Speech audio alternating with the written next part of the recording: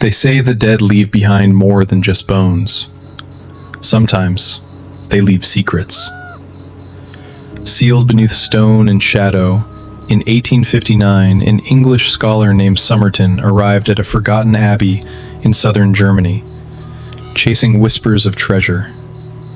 But what he found in the dark below wasn't gold. It was something that should have stayed buried. It began with glass. High in the abbey's chapel, hidden among colored panes, Somerton uncovered Latin inscriptions long overlooked.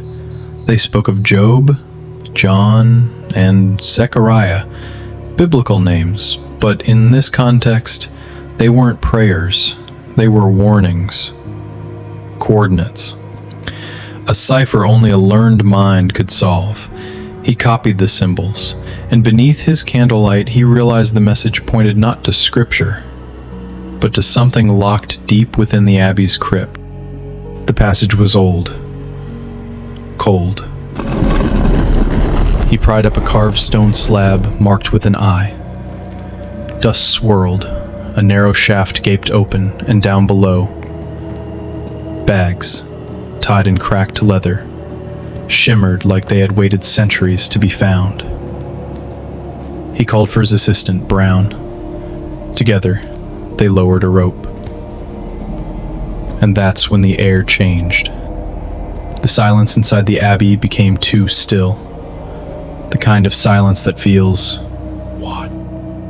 As Somerton leaned into the shaft, something moved. A dry wind blew upward, but there was no wind. Then, two arms, not flesh, not bone, something else, reached for him. Brown screamed. Somerton's voice failed. It wasn't a man who gripped him, but a shape, a presence with hollow eyes and a scent like damp parchment and mold. He was pulled halfway into the dark before Brown yanked him free. When they slammed the slab shut, it echoed like a tomb. That night, Somerton didn't sleep. He claimed the walls whispered. The abbey groaned beneath its own weight. And then, the door rattled. No one stood outside. For weeks after, he refused to speak of what he saw in the pit. Only once did he describe the thing that grabbed him. A monk, or the memory of one, covered in dust and sorrow.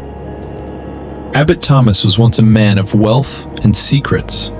Some say he buried his treasure to protect it from invaders. Others say he buried it to trap his soul alongside it. What Somerton found was not gold, but guilt. Centuries old, clinging, waiting. Do you believe the abbey was cursed, or that some truths simply claw their way back from the grave? Let me know what you think in the comments below.